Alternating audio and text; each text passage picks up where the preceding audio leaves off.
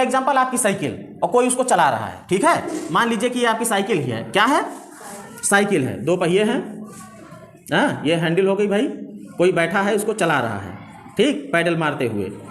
अब ये चला के जा रहा है इस दिशा में, और आप अगर यहाँ पर हो और आप इसको धक्का मार रहे हो, क्या कर रहे हो, धक्का मार रहे हो। जिस दिशा में यह जा रहा है उसी दिशा में अगर आप बल लगा रहे हो, जिस दिशा में यह साइकिल जा रही थी उसी दिशा में अगर आप बल लगाओगे तो इसकी गति बढ़ जाएगी। बात समझ गए भाई, जिस दिशा में यह साइकिल चला रहा है उसी दिशा में अगर आप बल लगा दोगे तो इसकी गति क्या होगी, बढ़ जाएगी। मतलब गतिमान वस्तु में गति की दिशा में अगर हम बल लगा देंगे, है ना, गतिमान वस्तु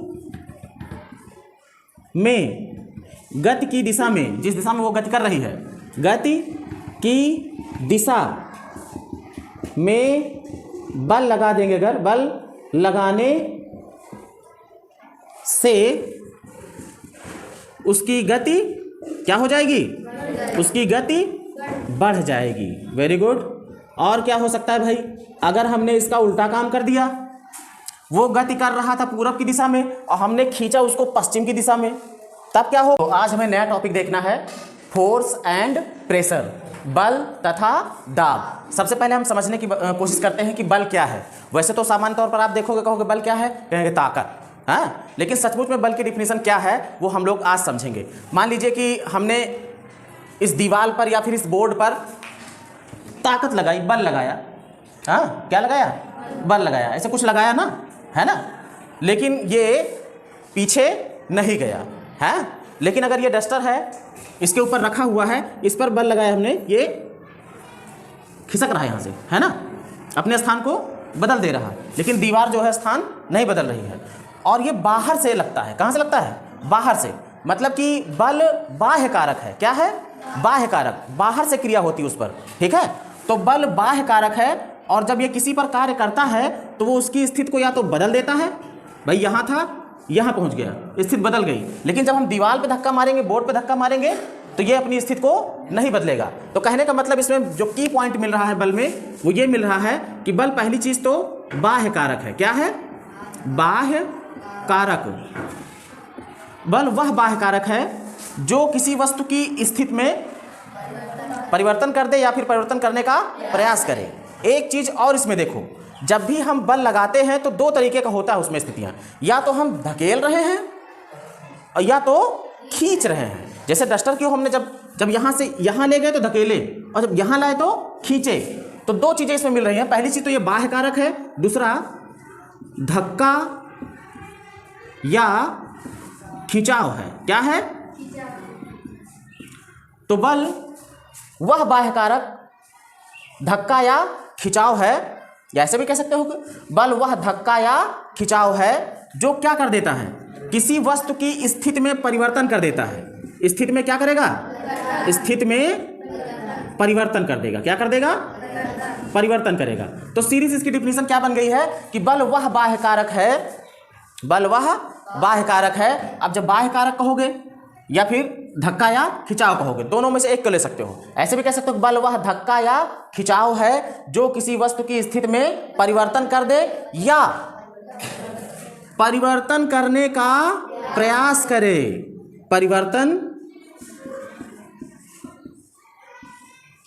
करने का प्रयास करे, ठीक है, प्रयास करे, दोनों चीज होंगी। भाई देखो, जब हमने डस्टर पे बाह्य कारक बल मतलब धक्का लगाया था तो वो एक जगह से दूसरी जगह चला गया था, लेकिन जब दीवार पे हमने धक्का लगाया तो एक जगह से दूसरी जगह पे नहीं गई थी। तो इसका मतलब, लेकिन हमने कोशिश तो की ना, तो कहने का मतलब स्थिति में परिवर्तन हो जाए या फिर परिवर्तन करने का प्रयास करें। तो ऐसे कह सकते हो कि बल वह धक्का या खिंचाव है जो किसी वस्तु की स्थिति में परिवर्तन कर दे या फिर परिवर्तन करने का प्रयास करे, ठीक है। अब देखो बल लगने से क्या क्या प्रभाव पड़ सकता है। मान लीजिए कि कोई वस्तु गतिमान है, पहले से गति में है, तो हम बल लगाकर उसको रोक सकते हैं, क्या कर सकते हैं, रोक सकते हैं। और अगर कोई रुकी हुई वस्तु है तो उस पर बल लगाकर उसको हम गतिमान कर सकते हैं, नहीं कर सकते। साइकिल हमारी खड़ी है, हमने बल लगाया पैडल चलाई, साइकिल हमारी चलने लगी, तो गतिमान अवस्था में आ गई ना, और चल रही थी, हमने ब्रेक दबा दिया कस के, हाँ, तो साइकिल हमारी रुक गई। गतिमान वस्तु को स्थिर कर देगा और स्थिर को गतिमान कर देगा। बल क्या करेगा? गतिमान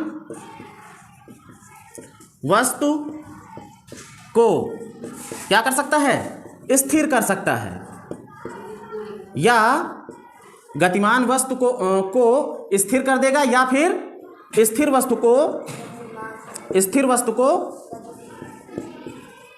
गतिमान कर देगा, है ना। एक चीज और आपने ध्यान दिया होगा, जब कोई वस्तु मान लीजिए गति की अवस्था में है और मान लीजिए कि ये बाएं से दाएं की ओर जा रही है, पूरब दिशा में जा रही है, किधर जा रही है? पूरब दिशा में जा रही है, पश्चिम से पूरब दिशा में जा रही है। और मान लीजिए कि कोई एक बस है या कुछ भी है, जो भी मान सकते हो, ये इस दिशा में जा रही है। और अगर आपने, सबसे बढ़िया एग्जांपल आपकी साइकिल, और कोई उसको चला रहा है, ठीक है, मान लीजिए कि ये आपकी साइकिल ही है, क्या है? साइकिल है, दो पहिए हैं, हाँ, ये हैंडल हो गई भाई, कोई बैठा है उसको चला रहा है, ठीक, पैडल मारते हुए।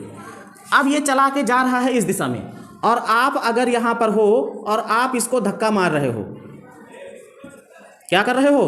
धक्का मार रहे हो। जिस दिशा में यह जा रहा है उसी दिशा में अगर आप बल लगा रहे हो, जिस दिशा में यह साइकिल जा रही थी उसी दिशा में अगर आप बल लगाओगे तो इसकी गति बढ़ जाएगी। बात समझ गए भाई? जिस दिशा में यह साइकिल चला रहा है उसी दिशा में अगर आप बल लगा दोगे तो इसकी गति क्या होगी? बढ़ जाएगी। मतलब गतिमान वस्तु में गति की दिशा में अगर हम बल लगा देंगे, है ना, गतिमान वस्तु में गति की दिशा में, जिस दिशा में वो गति कर रही है, गति की दिशा में बल लगा देंगे, अगर बल लगाने से उसकी गति क्या हो जाएगी? उसकी गति बढ़ जाएगी। Very good. और क्या हो सकता है भाई? अगर हमने इसका उल्टा काम कर दिया, वो गति कर रहा था पूरब की दिशा में और हमने खींचा उसको पश्चिम की दिशा में, तब क्या होगा? उसकी गति तेज होगी या फिर धीमी हो जाएगी? धीमी हो जाएगी ना। इसका मतलब यह है कि अगर गति की दिशा में हम बल लगाएंगे, किसकी दिशा में? गति की दिशा में, तो गति बढ़ जाएगी। परंतु अगर गति के विपरीत दिशा में लगाएंगे, गति के विपरीत दिशा में अगर हमने बल लगा दिया तो क्या होगा? बल लगाने से क्या होगा? गति उसकी धीमी हो जाएगी, घट जाएगी ना। लगाने से गति क्या होगी? धीमी हो जाएगी या घट जाएगी, धीमी हो जाएगी। ये बात समझ गए?